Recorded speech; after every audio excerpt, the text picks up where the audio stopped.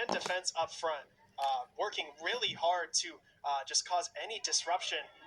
And you can tell she wants these 3 points so badly. And 3 points at this point is probably a lot needed, especially for a conference tournament. When like top 4, top 8, top 6 make the tournament. So any wins you can get, any points you can get, especially 3 points, you gladly take. If you can salvage a point, you'll salvage a point at the worst case. But you want 3 if you can on 3. You'll really take the 3. Stay so tight and compact on that back line and so organized as well. But a real bright spot for this OU offense is Ella Devers on this right-hand side right now, just causing problems on the right side of defense for Ball State. And you got to feed her more if you're OU. She's got the hot foot.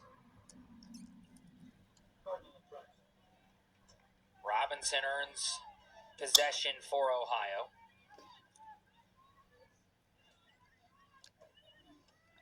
Zastovan finds Devers. Nice job by Jordan Klassen to prevent Devers from getting around her. Yeah, Klassen saw all those quick touches evading her to the left-hand side, made a good decision to change her approach there.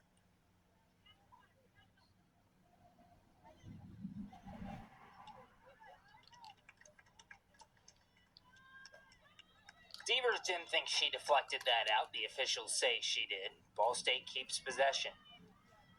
Approaching 10 minutes into the second half. A little under 36 minutes to play.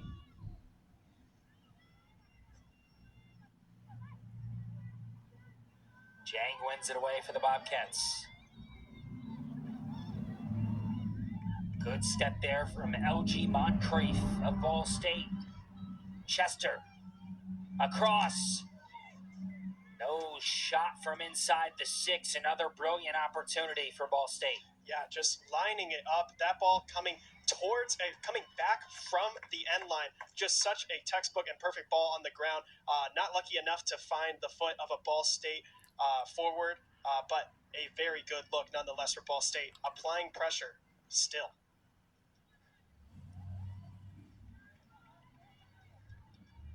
A little over 10 minutes into the second half. And we've talked about it a little bit, Steven, but Ball State has looked like a different team in these first 10 minutes than they did in the first 45. Oh, yeah, and you can see it right in the midfield. So many players. You got about 4 or 5 players that are meeting around in this center area, and there's only about 2 or 3 OU jerseys running into those areas, just making it so difficult to transition from the back line for OU into that final third, looking to have to play balls over the top. And so there's a good play.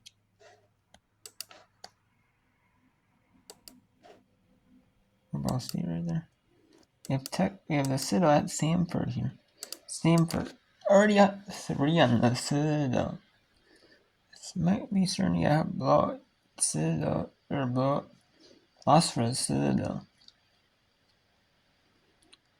At Samford. Outside Samford. It's track here. Many schools like they play like the track is right around the soccer field. They use like the soccer pitch for the track. A lot of these schools, yeah, that's what they might do.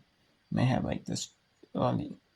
Some Division 1 schools, some schools like high schools have like the football field around the track, but they use like the football field for like soccer or like lacrosse, like every sport, like high school, or college. And then you'll see some that do it, or you'll just have like a stand. Sometimes some schools do have a standalone track. Some do. Other schools will have standalone like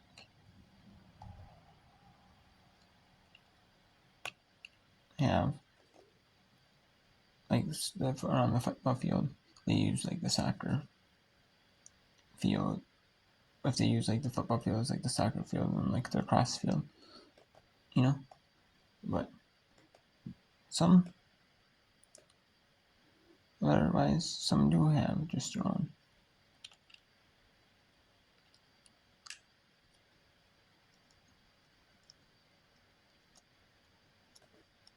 Otherwise, you do see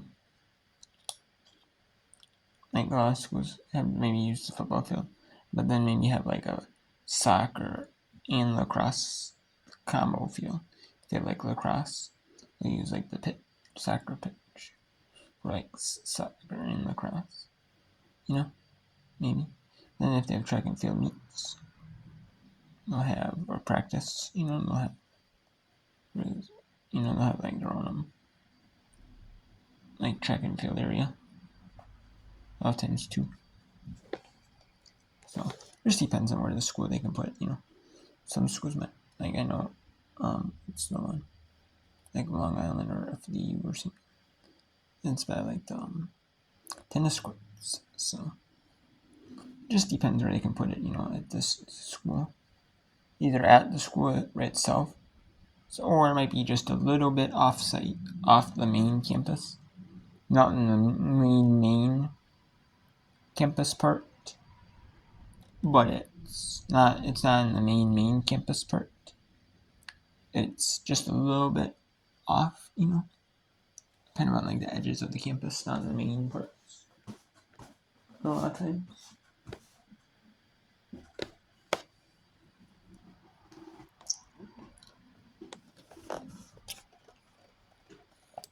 Let's go to Texas State, Arkansas State. Texas State. He's looking to improve on the Sun Belt standings.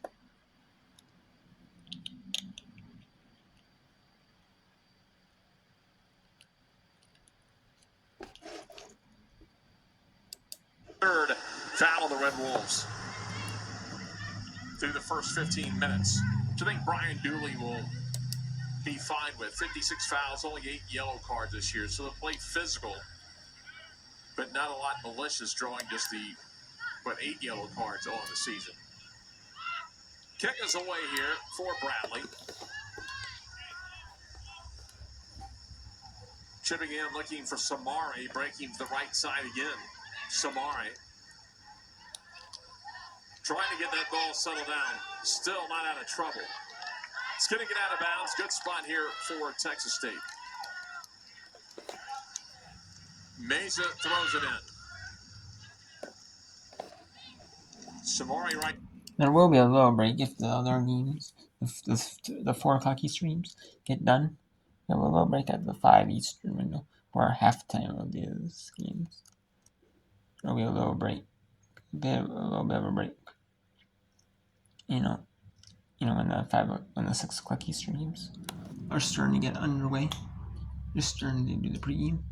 And then the 5 o'clock Eastern games are halftime. So there will be that as well. Great. And then you have the 4 Easterns. If the 4 Easterns are over, you'll have that break as well.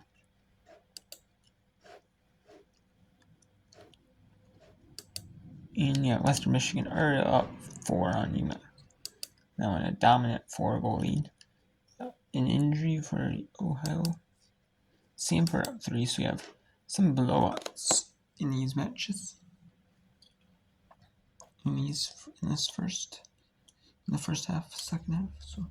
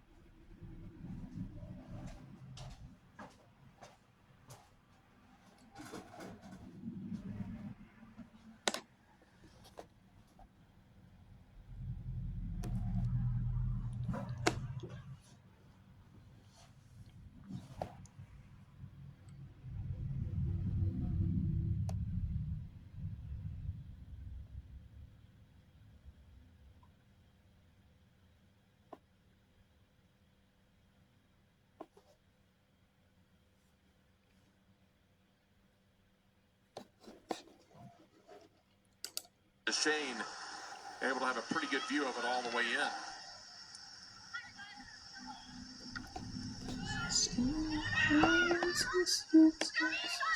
So after the long punt, Texas State will regather.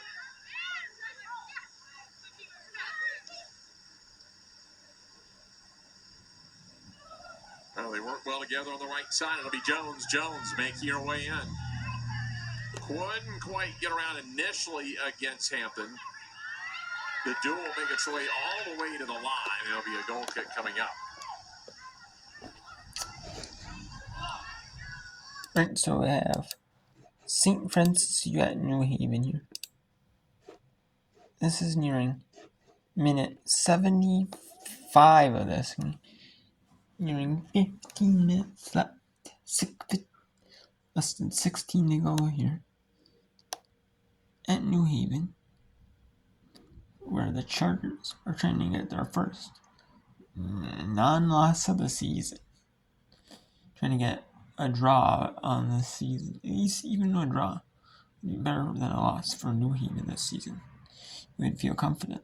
Get confident. Some confidence in them.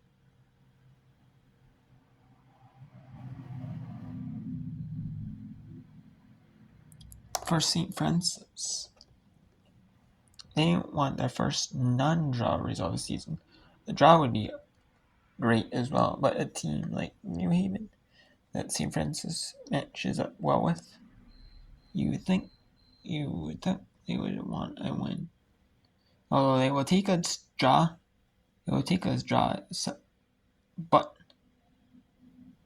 a win would be even better for St. Francis.